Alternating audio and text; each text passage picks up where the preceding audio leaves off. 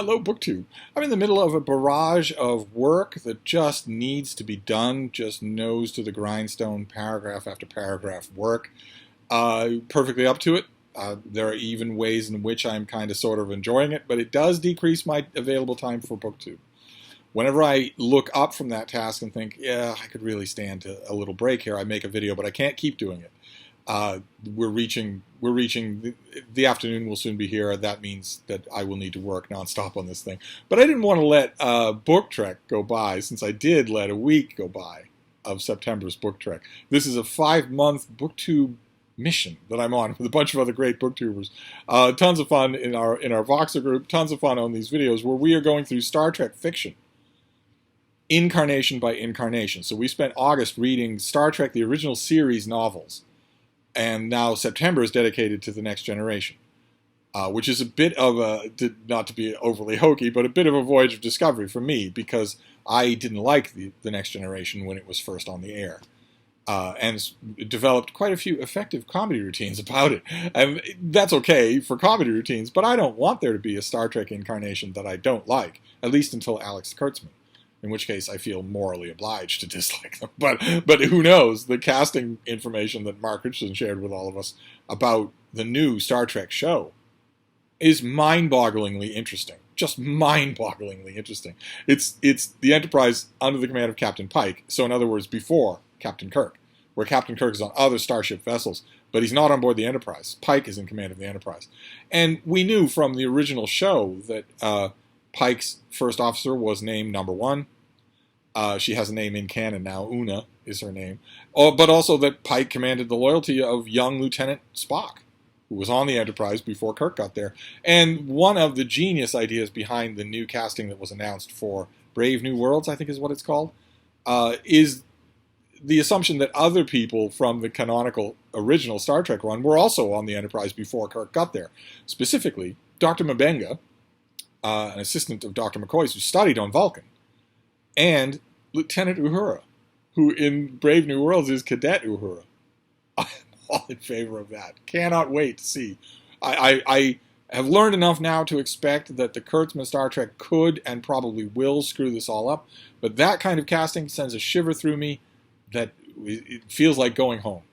But we don't have to worry about anything like that, because that's BookTrek 2022. For BookTrek 2021, I don't actually want to dislike any Star Trek that I'm looking at. I love Deep Space Nine. I passionately love Star Trek Voyager. And I very much love Star Trek Enterprise. TNG is the weak spot. So reading these novels again, reading them, sometimes rereading them, is turning out to be a blessing. I'm really enjoying it. And the one I picked last night, I picked them at random to settle on for my one Star Trek book during the night's reading. The one I picked is by Susan Wright, and it's called Sins of Commission. It's once again, I swear I'm not picking these intentionally, it's once again a Star Trek The Next Generation novel in which the two people on the cover are Riker and Worf. But this is a shipwide story where the Enterprise is being sent to a planet in order to help them with an ongoing ecological disaster, help them to reverse, to manage an ongoing ecological disaster. One of the very interesting notes that happens right away at the beginning of the book is that we learn that Captain Jean-Luc Picard has put his first-in-command, Riker, in charge of the whole mission. And I don't know if that happened in The Next Generation. I'm blanking on it. But I think that's fascinating. But of course, that would be something that the captain would do. The captain would occasionally give a mission to his first officer. I thought that was fascinating. Any glimpse that I can see of Riker in command is always fun. But there's a nefarious force at work on this planet, and it is partially in the form of an alien race called the Slee, who can amp up emotions. They can lower emotional inhibitions, amp up emotions, lower the barriers and the self-restraint and whatnot. And they start to do that to everyone on board the Enterprise. With fascinating results, that kind of template for a story, where some force, whether it's spores or anything else, forces the crew to either act out their inner impulses or act out their inner fears. That kind of story is always fun. I always enjoy that, seeing what writers can do with that. And I wasn't disappointed here. Deanna Troi, the ship's counselor, I often decry why the ship's counselor would be on the bridge, why the ship's counselor would seem to be so important in the bridge crew chemistry here. Why is that happening at all? And I've often thought that the character, I think that the actress who plays the character is fantastically charismatic, but I never really got the impression that the writers did a whole lot with Deanna Troi. And she's wonderfully portrayed in this book, wonderfully portrayed as an acting officer of Jean-Luc Picard's bridge crew, someone who gives him reports, someone who has practical reasons for bringing up the counseling-related issues that she brings up. That makes perfect sense. We're told that this Enterprise is away from home and R&R for very long periods at a stretch, and we have families and children on board. That makes it make sense that the counselor would be so important. I just never thought that those dots were clearly connected in most episodes of the TV show.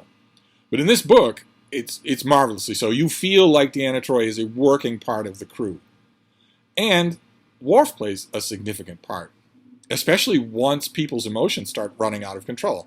We start to see sides of everybody on board, even Jean-Luc Picard, that are really well done. I thought this is by far, aside from the Star Trek writers that I really like, that I'm avoiding for BookTrek, aside from them, this is by far the best written Next Generation novel that I have read. It's comfortably nestled in continuity, but it doesn't beat you over the head with it. You don't really feel like you're missing out. It's contextualized. And the characters are all not only in character, but well written, which you might say is a pretty low bar, but a lot of Star Trek fiction doesn't cross it. Anyway, and I'm not talking just about the Next Generation. A lot of Star Trek novels don't cross that bar. The way that you'll be able to spot the kind of well-written that I'm talking about is not in the big bravura set-piece scenes. It's in the scenes that get characters from one scene to the other. Are those well done? And they are. I don't know Susan Wright from a hole in the wall, but boy, oh boy, can she write a good, solidly hammered together science fiction story. So Sins of Commission has it. I don't think it's not just a question of Star Trek. If you've read any science fiction at all, I don't think by the time you get to page 100 you're going to have any trouble guessing not only who's ultimately responsible, but what the ending will be, right down to specific lines of dialogue, and you won't be wrong. But I don't necessarily hold that against a book. I'm mainly concerned with the execution rather than, is it the newest thing under the sun? And I really enjoyed this. So, and it is a classic Next Generation novel, with the number up on the top, the title bracketed by 2 horizontal lines, the photo cover. It's a classic Next Generation novel of a type that I have largely ignored. I probably gobbled up a lot of these things when I first saw them, but a lot of them I didn't read. I'm clearly seeing that now when they first came out, because they seem to me to be very perfunctory, very perforce. And this isn't. So if this is an example of the kinds of good stuff that's out there that I might have missed, fine. Wonderful. Then I'm looking forward to it. I'll read another one tonight as soon as I'm done with the writing that I have to do for this afternoon and this evening. I'll read another one tonight. I'll pick it again at random. One of the little things that I'm hoping will always be true, it is definitely being true as I'm reading these books, is that they are reflecting. I am learning more about the right way to understand and like the Next Generation. I'm learning more about the way to do that.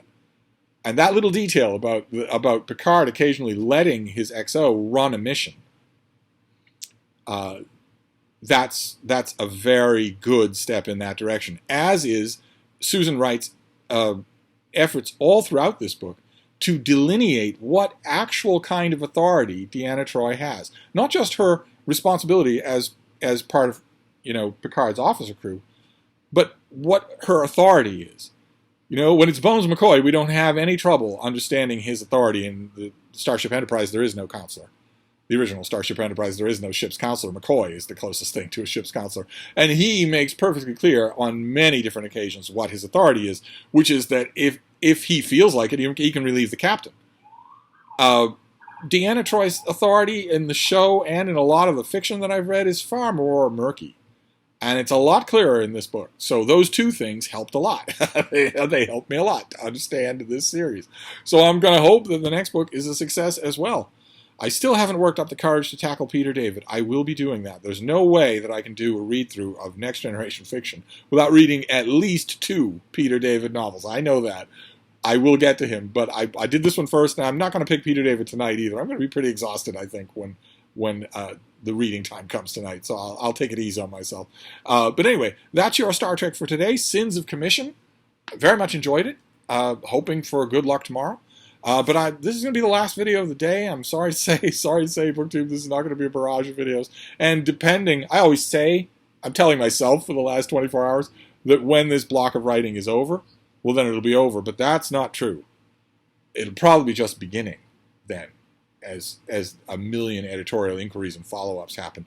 I'm going to be on board for all of those, so my booktubing may be scanty until midweek.